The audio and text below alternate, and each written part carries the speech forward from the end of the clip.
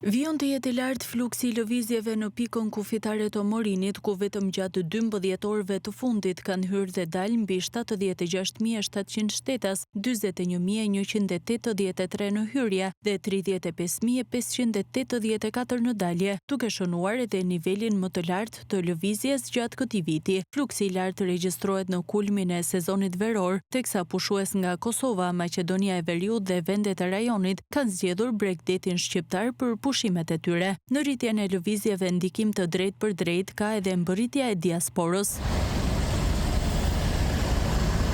Pika kufitare e Morinit po operon me 12 sportele, ndërsa për shtetasit shqiptar dhe kosovar vijon lëvizja e lirë. Ngarkesa e mjeteve është e dukshme edhe në segmentin e rrugës së Kombit, nga Morini deri në pikën e Pagesës, ku qarkullimi është shtuar ndjeshëm. Fluksi I lartë pritet të vijojë gjatë gjithë fundjavës, teksa shumë qytetar nga Kosova kanë zgjedhur Bregdetin shqiptar për pushimet e tyre, duke vlerësuar Shqipërinë si një nga destinacionet e tyre të preferuara jo vetëm për plazhet, por edhe për bukurit natyrore. Shkojmë në Vlorë.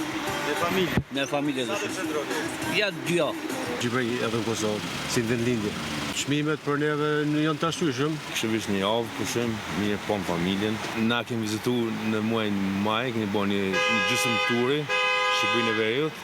Kështu që për vitin e ardhshëm lënë jugën me vizitu me fëmijë. Ndërkohë, mbrëmjen e kaluar radhë kilometrike u shënua në pikën kufitare të Morinit në Kahun për të hyrë në territorin e Kosovës, ku shënua numër I lartë I hyrjes së diasporës në Kosovë. Radhët arritën afro 10 kilometra, ndërsa pritje deri në 1 orë për të kaluar kufirin.